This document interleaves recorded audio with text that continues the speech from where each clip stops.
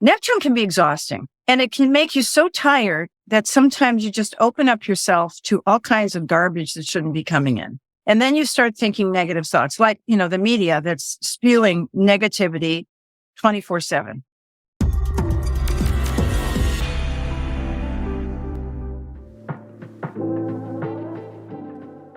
This podcast episode is sponsored by Astrology Hub's Academy.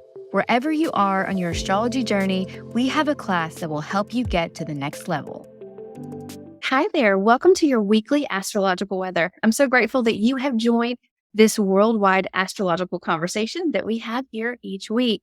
If you are new to our channel, welcome. Don't forget to hit that subscribe button and the notification bell to stay updated on all of our new content releases. For those of you who do not know me, my name is Jamie McGee. I'm an astrologer and one of the hosts here on the Astrology Hub podcast platform. All right.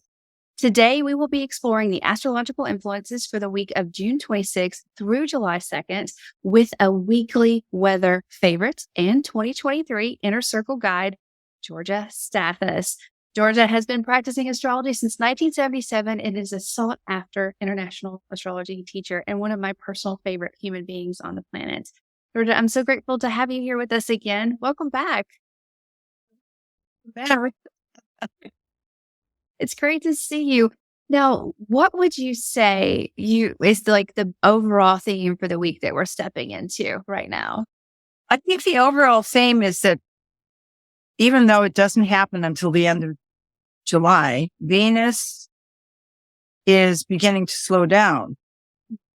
And Venus and Mars are together, almost together. They will be almost together by the end of the week. And that is forming a yod that's going to be pretty active all summer long. And I'm going to talk about that today in our presentation.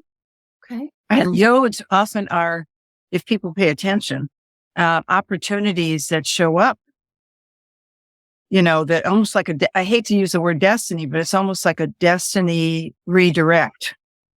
Destiny redirect. And so, that's kind of what we're moving into over this next week. And I'll talk more about that today. We're also going to talk about the fact that Neptune is stationing to go retrograde this week, which is this Friday, the 30th. And that makes a big difference in terms of how people feel. And we're going to talk about that as well. And so, there's a lot of interesting little kind of, and it's also what is it? I think it's a first quarter moon. We start out the week with a first quarter moon, and I'm going to talk about that as well. Destiny redirected. And for those who do not know what a yod is, or the finger of God, or how would you explain that? I know you said it's like an opportunity, but because you have to have two planets that are 60 degrees apart. Sextile. That's called a sextile. Which the definition of a sextile that I always remember was one's ability and one's opportunity. But that's just that piece.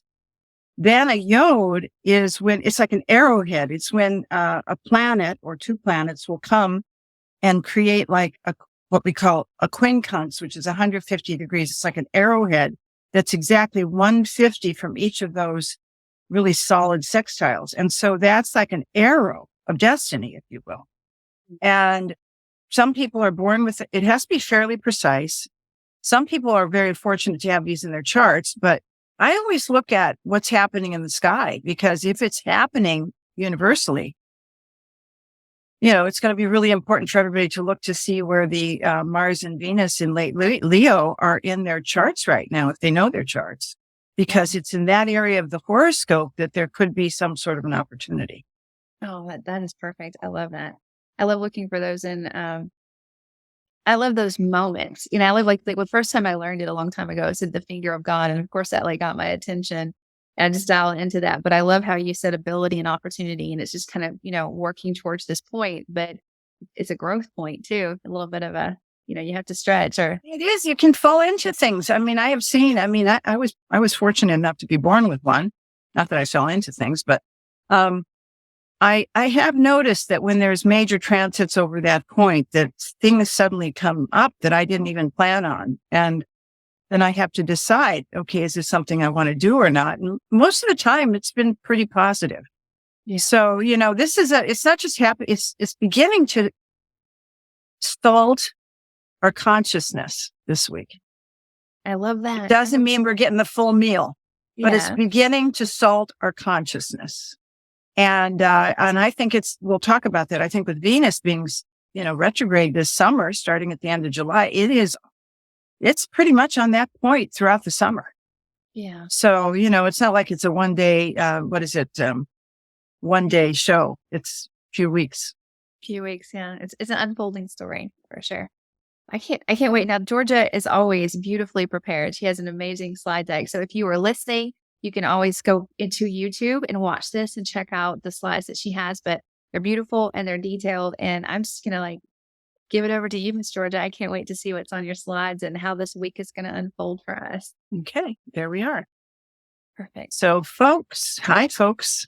This is the weekly weather with Georgia Stathis from June 26th through July 2nd. It'll be right before our 4th of July holiday. So let's first start with a couple of comments about the early part of the week. So as Monday begins, because Monday is the 26th of June, and the sun we all probably know this, we already had the sun go into Cancer in the last few days on the summer solstice, the longest day of the year in the Northern Hemisphere, and which is a cardinal sign. And so as we start this week, we see a jump start. It's like, giving your engine a little push here, because transiting Mars this week, and Mars it likes being in Leo. It's at 21 degrees of Leo. And on Monday, it is exactly in a 90-degree angle, as what we call a square for those who don't understand that, to Uranus at 21 degrees of Taurus. And that can be, on the challenging sign, it can be a little anxious. It can be, people are a little impulsive. Sometimes you don't see when you're driving when somebody's crossing the street. So be careful with your driving this week, for sure. But it's also kind of a jumpstart for your energy, I think, because you feel the need to get that. It's a lot of energy because it's Mars in Leo. It's not like a wimpy Mars. It's a Mars in Leo. It needs to walk. It needs to exercise. It needs to breathe. It needs to get out. It needs to feel things. It needs to have adventure. But it's squaring Uranus. But it also wants to have an adventure that is a little bit less, less out of the box, less regular, a little bit more over the top, if you will. So it could also be, because it is a Mars-Uranus, which can be somewhat volatile as far as people's tempers, if they don't know how to control their tempers, to be careful about overreacting to a situation. Because there could be situations coming up within our families or within our job positions, especially with all the things that are happening in the world with companies laying people off and things. So to curb your emotions, if things feel like they're spinning out of control. And the best thing to do, even if it's hard for you to do that, is to get out and do at least some moving or walking, or lay on the floor and do some breathing and some stretching, because that will help, send the surge of energy out through your limbs. I think that's going to be very important. And there could be some frustration with this, feeling like you want to do something, but you don't know how to do it, because what's also happening all this week, we're already feeling it, is it's transiting Neptune is beginning to slow down as it appears to be going retrograde on Friday, this coming Friday. And we'll talk about that more as we continue with this presentation. So, once you get that energy kind of redirected in the first 2 days of the week, we have Wednesday, the 28th of June. And I really like this because it stabilizes the chaos of the first 2 days. We have the sun in Cancer in a really lovely aspect to transiting Saturn in Pisces, both water signs. And in the last few days before this presentation, Saturn decided to go retrograde at about 7 degrees of Pisces. And I like it when Saturn is retrograde. It gives us some time to cultivate and reorganize the part of our horoscope through which it's been transiting, so that we can be prepared when Saturn goes direct later in the year, because we've minimized and we've cleaned things up. So it's a great aspect on Wednesday for a more stable, more anchored. Some responsibilities may come up, but it's doable because you did a lot of the filtering of the excess energy in the beginning of the week. Work focus is always very good with Sun Saturn. Actually, and if you're planning on doing a lot of fun things on that day, maybe do your fun things, but try to get in a few hours on that day where you get something done, like even cleaning out a box of files, because it's a very good energy in which to do it. Because the week also begins with the moon in Libra in a first quarter, which is an opening square to Sun. And that is, the opening square, the first quarter square is the getting organized cycle of the month. So kind of a double whammy closer to the end of the week. So now I wanted to talk a little bit about this. This is the chart for the beginning of the week. And again, because this is being presented all over the world, I always do what we call a flat chart, because for everybody, these planets are going to be still in the same pattern that we see, but in a different layout on your own horoscope. So we use a flat chart just to give us a little bit more of a picture of what's happening here. So the question that we first want to ask is, since if we look at the flat chart, the Sun we talked about on Wednesday, the 28th in the fourth house, which is oftentimes things around the home and family, is in a lovely trine to Saturn. And Saturn is the ruler of Capricorn, which is in the regular flat chart, the 10th house of career, what we're doing in our workplace, our bosses, our authority figures. Now, wherever Capricorn is in your own particular horoscope, this could be some sort of stable, organized focus for something having to do with the house that Saturn rules or the house through which Saturn is moving. And we also are seeing, we talked about at the beginning of the presentation about yodes, and it's only for a few hours here, but it is very interesting because at the beginning of the week, at some point on Monday, we're seeing the natal transit moon at 8 degrees of Libra. And this is a really good example of what I'm talking about. Here we see Saturn in 7 Pisces.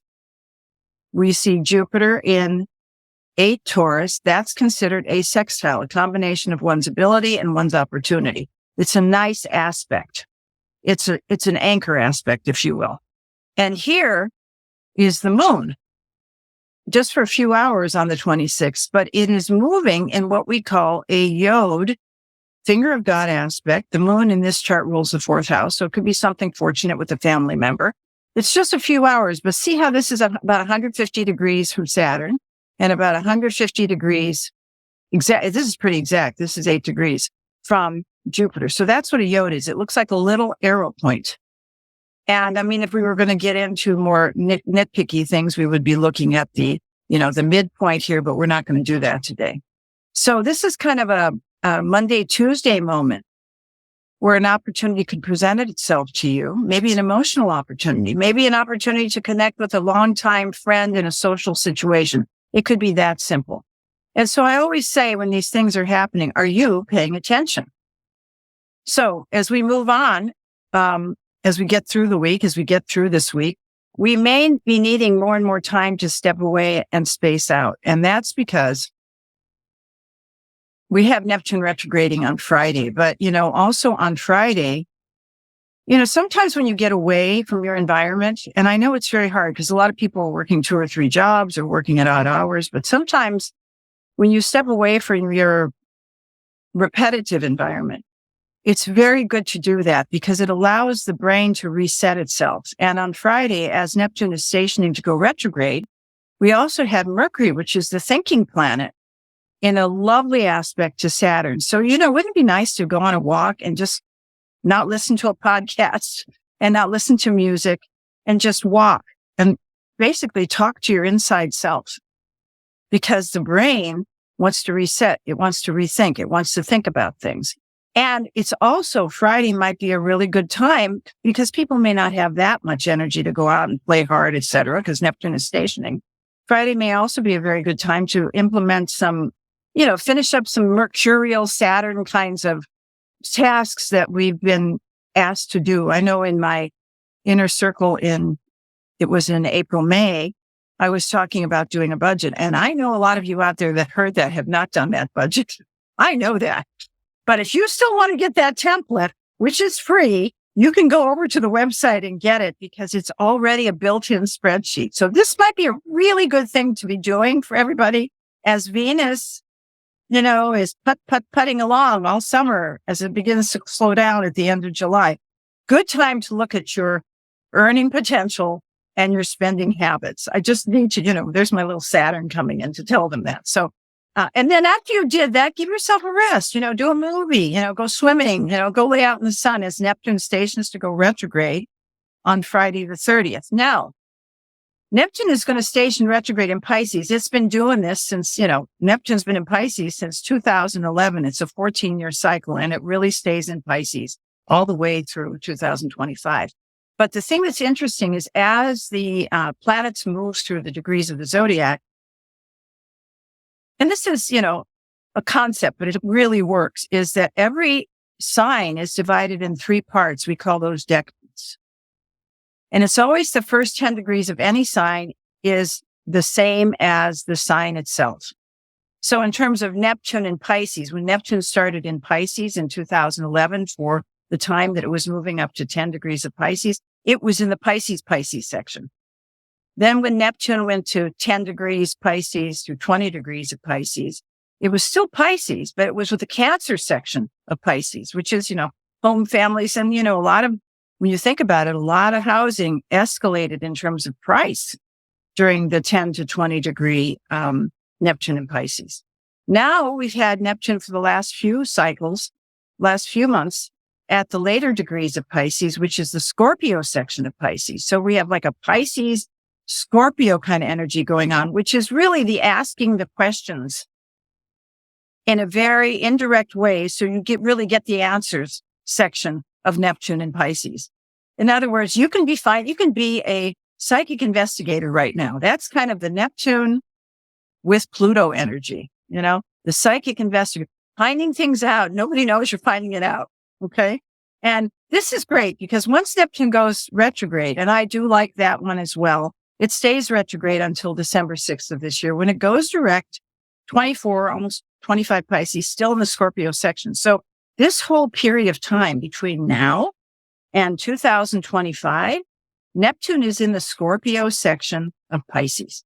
And that is wonderful for the transformation of the arts. That's wonderful for the transformation of music. That's wonderful for the transformation of a lot of imaginative ideas. It is sometimes also the revelation or the finding out of things that have been sneaky petes, as we call them. Because Pluto is about digging in and finding things out and bringing things to the surface. And Neptune, on its more challenging sign, can be the con artist or the sneaky petes. And so, wherever this is moving through your chart, it might be a really good idea to just sort of start deciphering as to whom you really feel intuitively is right to be with you, whether it's personal or professional.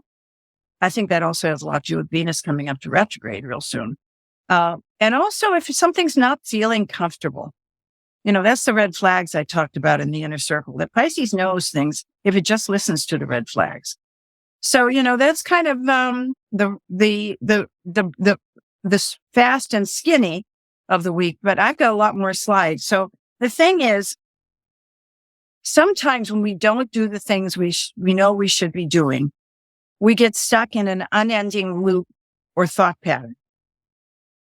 And I think that that's being driven home this month in June because several planets have gone and are going retrograde this month.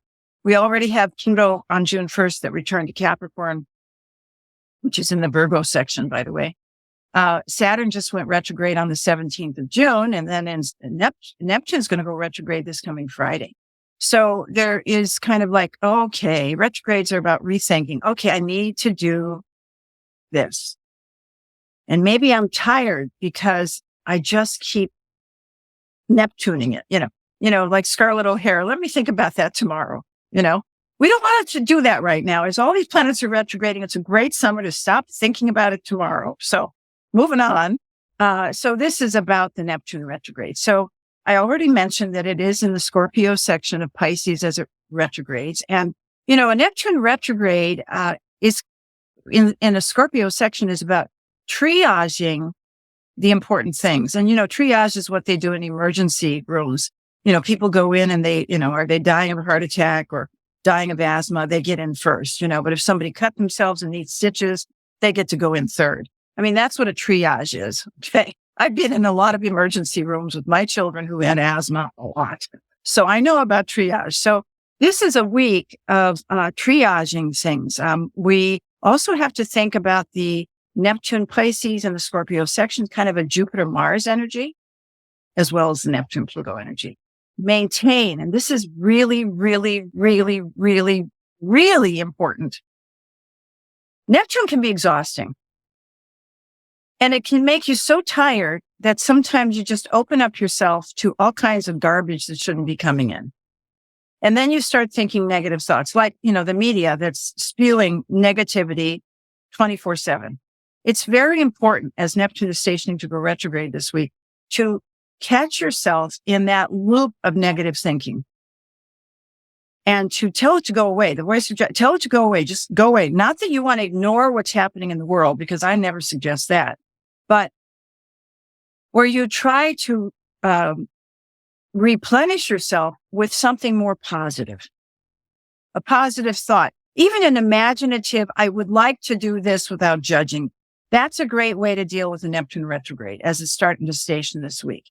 And, and all the different things you can do to honor the god Neptune, or do music, dance, go to the movies. A play is always lovely. Live presentation, meditation regime, swimming if you're in a warmer place than we are here, it seems. Using oils on your skin, that's good. A massage is a real Neptune thing. Taking naps. Don't be guilty if you have to take naps. They take naps in Europe all the time. They sleep in the afternoons and then they're up all night. So naps are good because Neptune needs naps, because it's when you sleep that you process the things. It's not when you're awake. So these are all good opportunities for the week as you feel tired to try one of these little tools. But it's almost Yod time. And, I talked about that, the finger of God aspect. It's actually named after one of the letters in the Hebrew alphabet, the Yod. And what we're seeing in this drawing on the right, we see what happened earlier in the week with the quick and fast moon creating a mini Yod. I don't think there's such a thing as a mini Yod, but it was quick and fast. So we're going to call it a mini Yod. But what we're seeing here is very slow moving Pluto, who just moved back to 29 Capricorn. And here's Neptune stationing to go retrograde at 27 Pisces. That's a sextile. Ability and opportunity. And what's at the point of the arrow? Almost at the point. It's not quite there yet. But as the week begins, it's starting to move into aspect, is Mars. Because when Mars gets to about 26, 27, 28 degrees, Leo, it's going to be hitting this point. And what we're also seeing here is Venus. And Venus, of course, rules relationships, but it also rules how we value ourselves. When we value ourselves, other people value us more, asking for what we desire. Venus is the natural ruler of the second house, Taurus, which is your earning potential as well as your spending habits and what you spend your money on and how you manage your day-to-day money that comes in. And so we're going to see, not this week yet, but as we move into the next few weeks and Venus begins to slow down and ends up going at 28 Leo, I think, at the end of July, that's going to be an all summer, almost an all summer Yod to these two characters. So, if there was ever an opportunity to get things sorted out, this could be a good summer in which to do that. And helpers may come along the way if you just pay attention, because the Yod will often bring people in to help, especially when the sun goes through Leo later in the month and Mercury goes, Mercury travels there in the next, couple of months. Watch that. When Mercury hits 27 Leo, watch when the sun hits 27 Leo, watch when Mars hits 27 Leo, watch when Venus hits 27, 28 degrees of Leo, because those are activation days. Okay. Get rid of something, watch the new options fly in. I think that's part of a Yod too. You're shooting for what's important. Forget the rest of the distractions and just take off. In fact, maybe go on a balloon ride if you can, if you're near one. Okay. So this is another question, and I thought this might be worth revisiting. Saturn started retrograding last week, at about 7 degrees of Pisces. And around the middle of this week, the 28th of June, the sun is moving into a trine to Saturn, which is lovely. But let's talk about this. In this flat chart, the sun rules Leo. Leo is the fifth house. What is the fifth house? Well, fifth house is about the house of taking a chance. People always say it's the house of dating and children. It is. But don't we take chances on dating and children? Because then we don't really know what we're going to get because we take a chance. It's the house that has to do with speculative ventures. It has to do with our babies of our minds, the creative babies of our minds upon which we want to take a chance, which is, by the way, where that Venus and Mars is traveling in a pretty hefty pairing for a while now. And Venus will be there for a much longer period. So my question is, first of all, what joy have you allowed yourself to have in your life? And I think that's part of this process that we're going through in this next week or two is, where are we not having any joy? Where is our sense of humor gone? I think that's really important because I think in the world, the sense of humor is not what it used to be. I think it needs to come back. I mean, we need more comics. If anybody out there is a Saturn type, go for being a comedian because I've found in my work that a lot of the comedians have a lot of Saturn aspects in their natal charts. And it's really that's why they're so dry and acerbic when they present things. So, where are you having joy? Are you exercising? Okay, those are a couple of the thoughts here. But we also see on Monday, the 26th, because this is calculated for a little earlier, close to midnight. On Monday, the 26th, we also have Mercury hobbling over here, crossing the line into Cancer for a few weeks. And that's a cardinal sign. It's an action sign. Mercury in Gemini is great, but it, got 1,000 things going on at one time. But Mercury going into Cancer is, okay, what's first? What's second? What's third? That's Mercury in Cancer, trining Saturn. Okay. And since Mercury is the ruler in the flat chart of the 6th house, okay, what closets, 6th house is closets, what closets have you not cleaned out? What's in your refrigerator that needs to be tossed? I know this sounds so practical, but it really is good Mercury and Cancer trining Saturn stuff. Okay. What room in your house or the room that you live in, even if you're in a small studio or something, needs to get a new face, if you will, something that will give you more fun, that has a little to do with construction, even though maybe if you're renting, you can't construct anything, but maybe even moving some things around to move the energy around. That's a Mercury trine Saturn, the ruler of the 6th house. If you need to do a diet, if you need to do some exercise, we've talked about that. Mercury is also the ruler of Gemini, which is the 3rd house in this flat chart. And the 3rd house is your neighbors. Okay. How many of us really know our neighbors? Not a whole lot of us, especially living in the suburbs. I live in the city in Florida, but here in California, I live, in a kind of suburb with trees, things. And, everybody rolls up the garage doors at night. How about with Mercury trining Saturn and Mercury being the ruler of the 3rd house of neighbors and Neptune starting to station to go retrograde on Friday the 30th? How about just going over and saying hi to the neighbor? I mean, that's a really simple thing. Or, maybe you need to borrow something from a neighbor, because I do that in our neighborhood all the time. And how can you help them out? That's a good Mercury trine Saturn, just to, get some communication going. What about the unfinished resume? What about the unfinished application for that job? Or what about that unfinished class paper if you're doing summer school? Or what about, this is the same idea, the theme that I was talking about earlier, because we need to get away once in a while. What about a short little trip? Maybe on the weekend after Neptune goes retrograde. Maybe take a short 2-day trip, get out of the neighborhood, go someplace else. Take a night, go see a friend. These are a great way to kind of break up the patterns that are, because this is an intense energy. Mars, Venus conjunct in a almost a yod point to these two. It's an intense energy. Plus, they're squaring Uranus. And also, how about visiting people that laugh? That's important. Sometimes we just visit people that are always sad, and you want to help your friends, but sometimes you have to visit people that make you laugh or that you make them laugh, because that opens up the heart. And that's all about that Leo stuff in the 5th house. So are you still feeling like your boots are still covered in too much mud? Okay. So, and that's the Mars and Venus at the yod point. Mars is known for severing, cutting. So, I hike hills in California, and when it's muddy, I still sometimes do it. And you know how your boots get full of mud and they get caked? Well, then you have to take a knife, or you have to take a screwdriver and clean the boots. Well, that's kind of what Mars on the Yod point is about this week, is clean off the mud. Get rid of the mud. And if you have boots that are filled with mud, get them off the boots, but get the mud off. Maybe even take a hose if you have a house and spray down the cobwebs, get the mud off so that there's more energy. It's a good feng shui thing to do as well.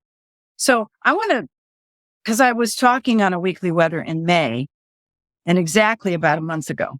And so now I'm doing it a month later. So I wanted to, for those of you who were last month, the then and the now thinking. I'm going to give you the then slide, and then I'm going to give you the now slide. So the then was May 24th.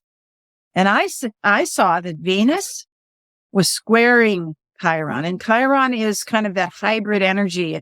He's a comet. He's not a planet.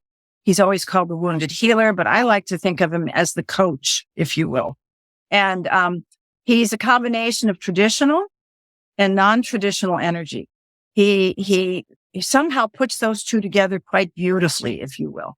And so at the end of May, Venus, values stuff, what we value, who we value, how we value ourselves, relationships. Venus was squaring Chiron at the end of May. And so the two would require, because Chiron is and still is in Aries, require a kind of new way to negotiate in a relationship, which means that maybe at that time something had to be said or addressed that was maybe a little painful, but that ultimately was healing in retrospect. Okay. And that was about preparing you for when the end of June would show up, which is going to be on the 29th, which is Thursday. We're transiting Venus is now trining Chiron. Okay. And it's a movement from the end of May through the end of June. It's kind of like, what did we learn at the end of May? We learned to speak up or say what we felt, a classic thing to do when somebody is hurting your feelings. And I learned this is, when you said that or when you did that, I felt like this. And I wish you would have said it this way. That's a great way to convey what you're feeling without being in attack mode. And that's kind of what a Venus square Chiron at the end of May was about. But now we have Venus trine Chiron, which is, if you were heard, this means that there's opportunities here to learn a few things and to teach a few things and to feel better now about the direction you might have decided to take since the end of that big total solar eclipse at the end of April. Like, okay, I'm going in this direction. So if someone comes to you with stressful news this week, because they will, because a lot of people aren't doing weekly weather and a lot of people aren't doing astrology and they're just, dealing with the day-to-day of craziness in the world right now. So if somebody comes to you with stressful news this week, just try to listen. Don't try to fix it. Because that Mars in Leo and the Chiron in it, Mars always wants to fix things. They're not really good listeners. So the best way to work with your Mars or this transit Mars is to listen. That's the best you can do for your loved ones instead of being their hero. If they ask, well, at least they ask, give them one out of the box ideas for pivoting their very fixed positions and then just walk away. Don't try to fix it. Don't try to be the hero or the heroine. Just walk away and just let it go. That's the best thing you can do with a Venus trine Chiron because the message is there. They're getting it. And if you stay in their space and you keep confronting them, you're not allowing the message to process. That's why in an argument, in heated arguments, if you can, try to walk away because nothing gets done in heated arguments. Okay, so here we are. We're into the weekend now. Friday and Saturday are what I call Mercury moments. I talked a little bit about Mercury on Friday because on Mercury on Friday the 30th will be trining Saturn, which is, getting those budgets done and getting those little things organized. Good day for organizing. But on Saturday, the 1st, which is also the official weekend, I guess, for the 4th of July in the USA, the sun is conjuncting transit Mercury, which it does every few months. And I like sun Mercury conjunctions. They're clicks. I call them clicks. It's like, oh, that's a Mercury moment. That's a trickster moment. Oh, I should do that. and it's going to be at 9 degrees of Cancer. So you have to look to see wherever that is in your own chart, 9 degrees of Cancer, because that's the click until the next Mercury Sun conjunction happens in the next few weeks. So look at your chart. Okay. What is Mercury Sun? Mercury rules Gemini and Virgo, and the Sun rules Leo. So where is Gemini and Virgo in your chart?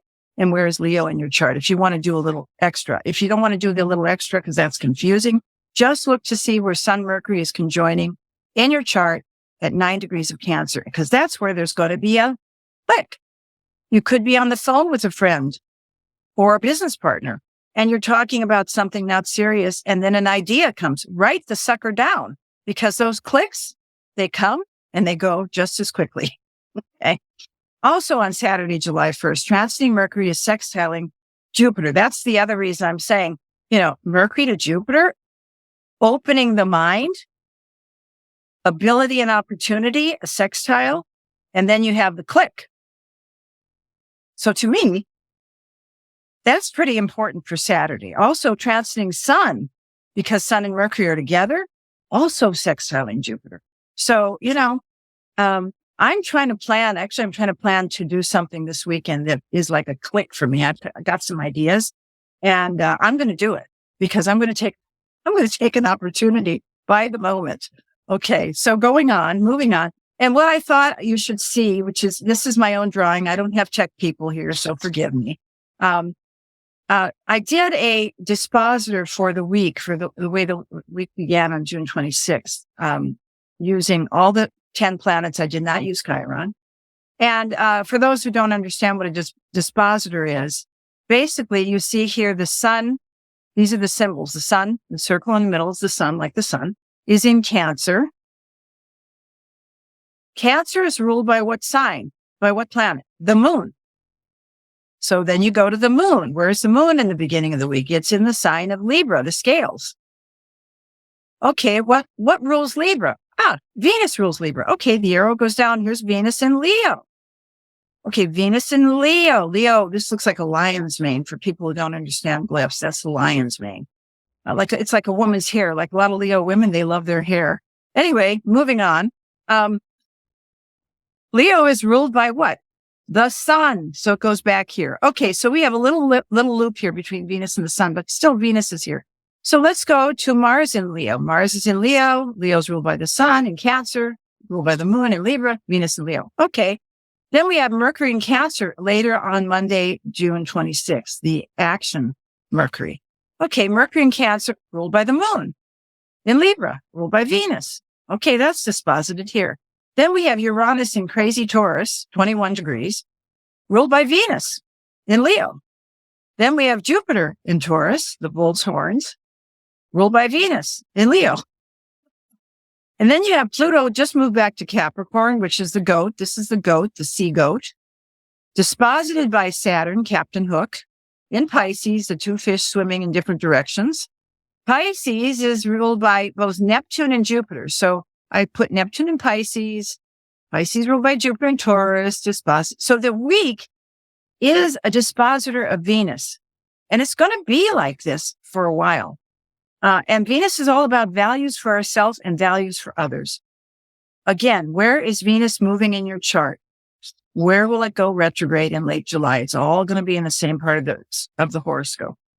So, and then at the end of the week, this is actually on Monday. I won't be here on Monday, but we're moving into what we call a full moon, when the moon opposes the sun and the earth is in the middle of the two.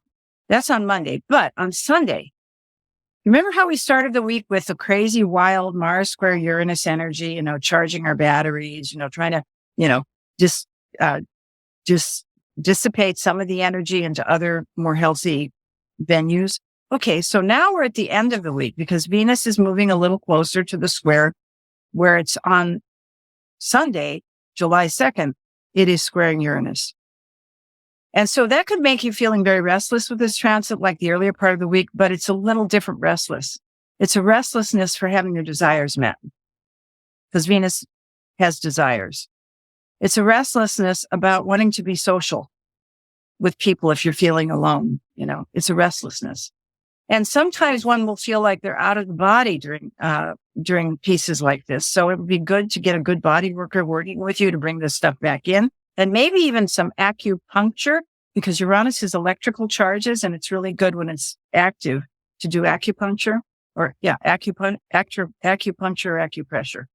And it's also, are you ready to be caught at Destiny's Crossroad? Because that Venus square Uranus could bring an opportunity, a sudden thought, a sudden out of the box idea, a sudden expense, which is why you got to do those budgets. So you have the extras when the water heater breaks. I always put my little thing in there, So that's basically the week. And we have fortune, I think, guiding us, even though it sounds like a crazy week and a crazy year, because Jupiter is now very close to the North Node in Taurus.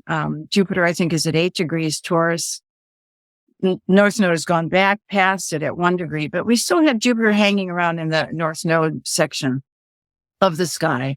And that's very good for listening to intuition, very good for good fortune, and very good for protection, and very good for dreams, because you could be very much guided by dreams, I think, over the course of the next few months as these longer sextiles and yods are taking place. And so my message for this week is be fierce. Uranus is your out of the blue signpost, and Neptune knows intuitively if it's going to be right or wrong. And this is the key thing for this week. This is the motto for the week. If you do what you always do, you will get what you always got. The yod knows. The yod knows. Oh my gosh. It's so good. I feel like I could have had a million beautiful themes. You were such a wordsmith, Georgia. Like, you are brilliant with words. Like, I can't even begin to summarize it. It's like, be fierce, your destiny's crossroad.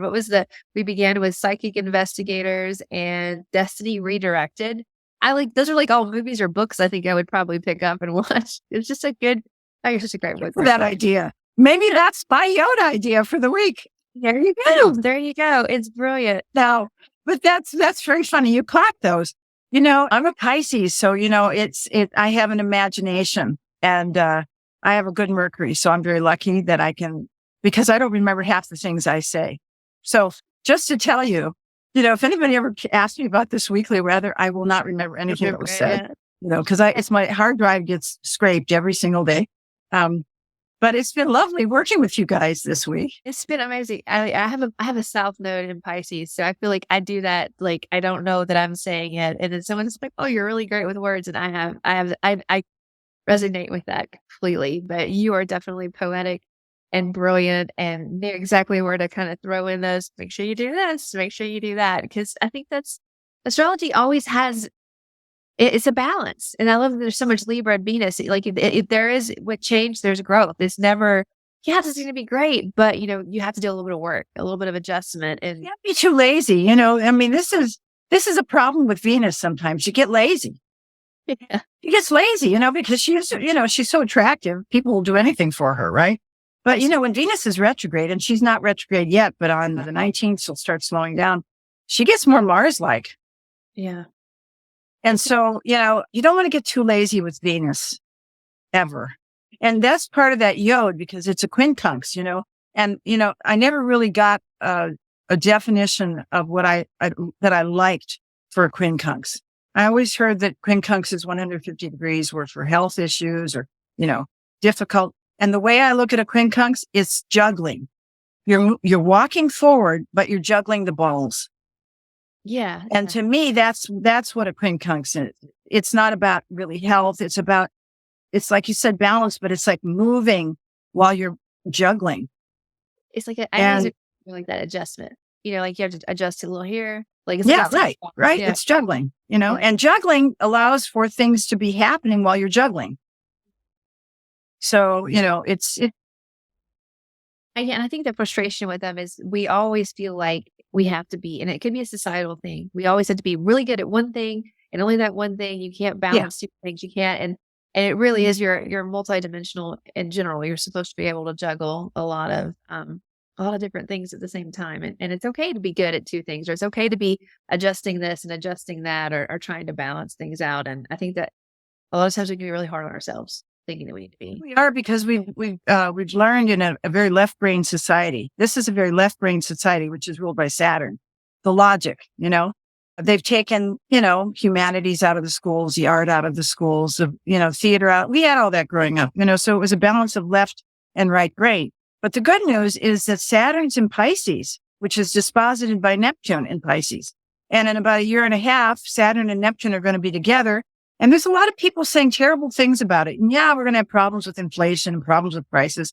But my research, when I did Pushing Through Time, was every time Saturn and Neptune come together, you see new art forms, because Saturn's structuring the dream. Saturn structures the art form. Saturn structures the music. It changes the form. And so that's the Saturn in Pisces and Neptune in Pisces. It's in the balsamic phase right now for at least another year or so. And that's a great time to be incubating something creative that nobody else is doing, or at least do something for your soul instead of for your pocketbook. Yes. Yeah. The originality, like that Venus and Leo doing something. And like recently I've been, and it could be like the whole Saturn and Pisces, but I keep landing on quote unquote old movies, like art shows or something on Cinemax. And like, I'm just so fascinated by it. Like the house phone, or like having to walk to see someone to tell them that. So, and I was thinking about that when you said, just take a walk without listening to something, because you almost feel like it's like a chain. Like if I go like walk my property or something, I'm like, well, do I have my phone? Do I need my phone? And I remember there was a time where I didn't have one, and I was horrible at it. Yeah. So it's like this freedom. And I'll joke with my teenagers. I'm like, yeah, that we would like leave the house at 6 to go see our friends in person, and we wouldn't come back to this curfew and da, da, da, da. And that's just, it's mind blowing to them, because they don't get it. It's just amazing. And it's too bad too, really, when you think about it, because, my kids wandered around, but we had a pretty safe neighborhood. But when I was a kid, we used to wander around. Nobody, as long as you get home by the time it's dark. Yeah, the light went outside. We didn't have, but it was a different world. It was also a different world, But I do think we do panic when we leave the house without our cell phone now. Yeah, we do. It's like it's absence of it. And I have one of my children is an Aquarius, and he's kind of hilarious because he never answers it anyways, or knows where it's at unless he needs something. He's like, if you put me in a group text, I'm not going to answer it. And don't take it personally, because he's in the family one. And his friends are like, no, he doesn't answer anybody. But he likes to be disconnected. And I think that's kind of funny. And the other one is like, gets to 50%. I need to charge. I got to know what's going on. So it's like this panic mode. But I love the invitation to just to dream and take the nap and to process, because you can't process. And I think recently I was reading an article, and they were talking about how for the first few minutes of your day and the last minutes of your day, how important it is to be to what you digest, like information wise, because it kind of, you're especially going to bed, like whatever you want before you go to bed, because you're going into your subconscious for 8 hours. And then when you first wake up, you're still in that state. And so if you like pull up a news story that's triggering because it's supposed to be, and it gets you to click on it, then that sets the tone for your entire day. So it's like, we already limit the amount of time that we process this world that we're living in. And if you pollute that on either end of it, like you're kind of doing yourself a disservice. So I love the walk, you don't need anything, any sound, like pay attention to what happens around you. It'll take some getting used to. Yes. Because when you first go on a walk, because I'm notorious for listening to things, but I did it just this last week. And it was, I slept a lot better that night. Yeah. So, something to think about. It is. And I remember like, I started doing that too. Like ironically, like we didn't even plan that, Georgia, but I started doing that too. And I would notice like certain birds or certain colors. Yes. Like, and I remember I told my husband the other day, I was like, that same yellow bird has landed near me for 3 days in a row. So I was like looking up the bird that night and the symbolism and the da-da-da-da. Like, how is nature trying to talk to me? Or I saw this, should I see that? I see 2 of these, 3 of these, like really the way that our ancestors were probably like, this is a message. There's 2 crows or 2 doves, because that's what happens all over this. So I see 2 doves at one point in one day and 2 crows at one point every day. And I'm like, okay, there's a message here. That's the message. Those are totems. I totally am in sync with what you're saying, because I do that. I've been doing that for 50 years. Every place and I do a lot of walking, and I notice things, I try not to, and and the thing where something comes back all the time, there's a message there. Yeah, you know? definitely. There's a message. That could happen. That could also be what might be happening with this Venus, all through the summer, starting in the next few days and moving into a yod all summer. There could be lots of things that show up, the same thing over and over, you put something away, it shows up again. Those are things to pay attention to. And, it's something to pay attention. It's almost a weird kind of algorithm because we're almost trained now, like with our phones and our devices. Like if we say something, it's like a running joke. We say something, it shows up on our phone and we're like, oh, they're listening to us. Yeah, probably. But the universe has an algorithm too. And that no one told that bird to show up twice or no one told this to happen at that same time. So when you're in nature and you're disconnected, or like you said, something like showed up on my desk twice, or I put this away and it's back out. That is like a universal algorithm that's trying to like get your attention. And I think we're just we're almost getting programmed to not notice those patterns because we're like, oh, the patterns are bad. They're just in my head and they shouldn't be in my head. That doesn't mean anything. And I worry about that. Like I worry that we won't notice the patterns or the rhythms that are dating. That's why we're astrologers. We're pattern identifiers, right? That's our job. That could actually be our new name. That we're pattern don't call yourself an astrologer, folks. Call yourself a pattern identifier. Pattern identifier. That's a great marketing idea, I love it. Because that's what we do. I think that you're right. I think with AI and a lot of the things that are coming through, we're going to have to be very careful about not noticing nature. Exactly. And nature gets mad when you don't notice her. That's what I've noticed also. She gets mad and then you notice her. And then I should pay attention to her, Yeah, lean back into it.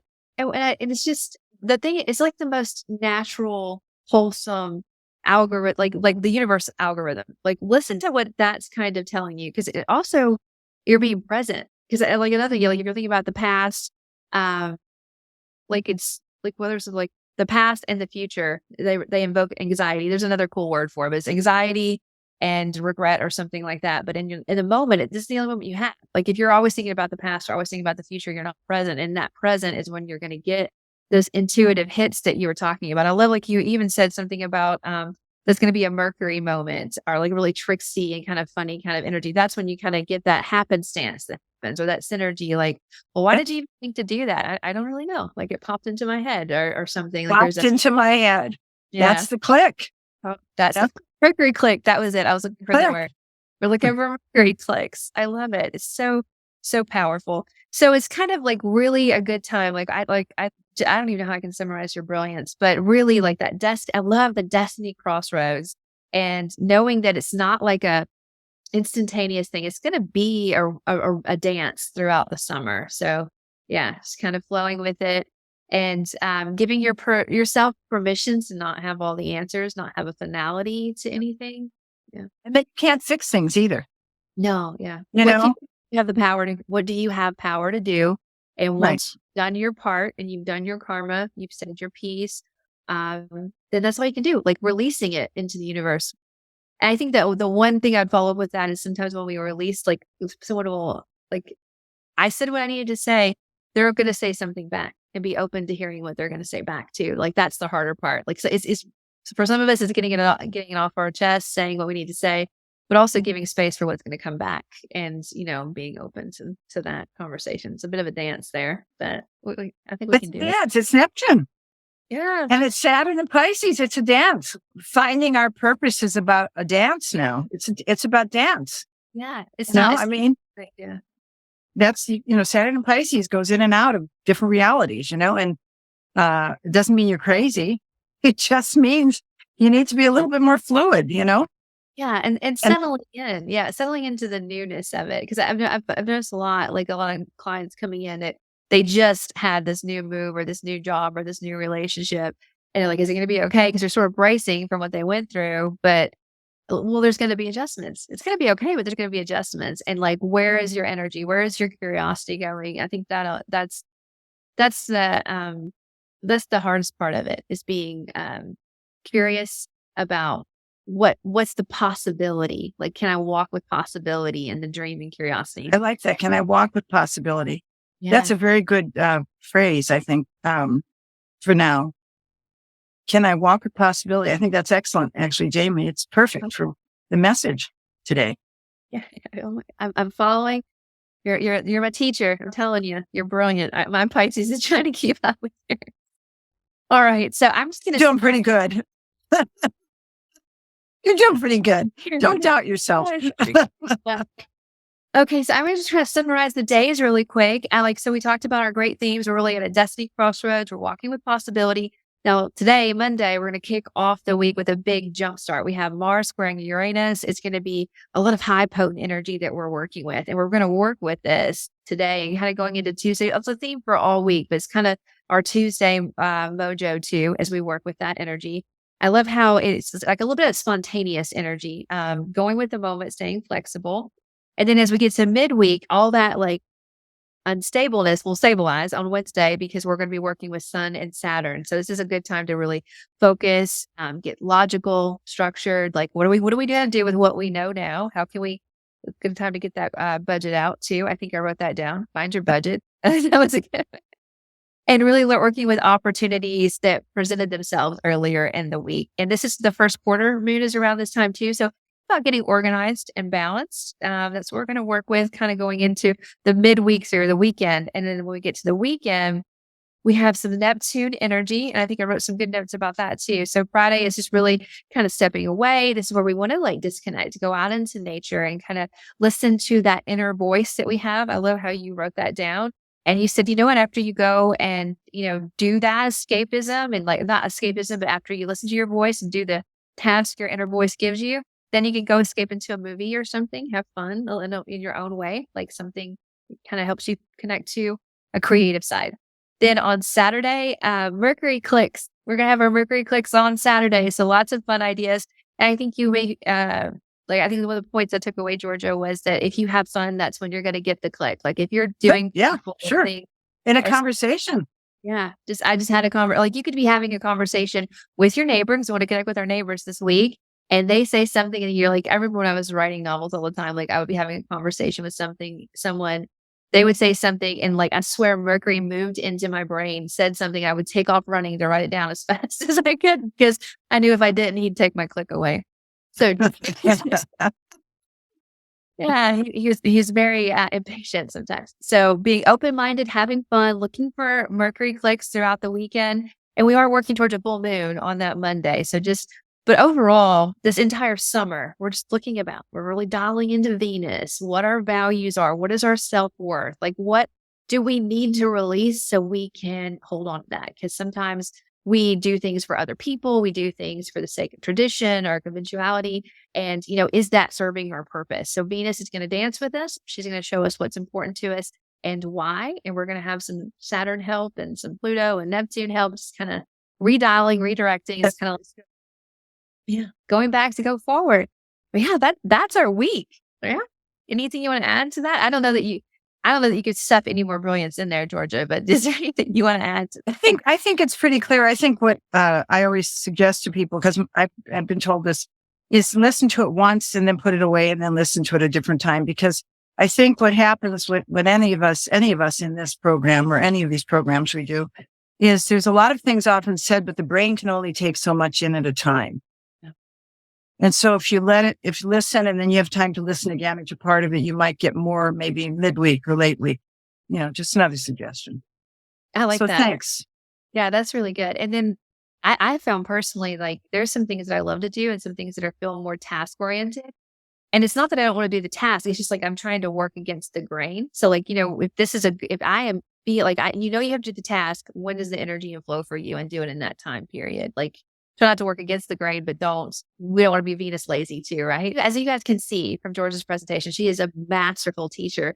And she does have a master class with us that you can check out called Planetary Phases. This is one of my favorites. But if you want to check out this mastery class that she taught for the inner circle, it's exclusive for them. But now that you can purchase it, you can go to astrologyhub.com/phases with Georgia. And we'll put that link underneath this broadcast so you can find it really quickly and easily. But I promise no matter when Georgia speaks, you're going to learn something and you're going to take away those like golden nuggets of words and you just won't forget them. They're absolutely priceless. You're such a gifted speaker and teacher, Georgia. It's always a pleasure to connect with you.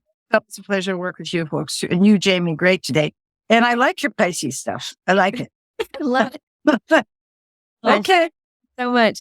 All right. Well, I want to thank everyone for tuning in today, for making astrology a part of your life. And we look forward to seeing you next time.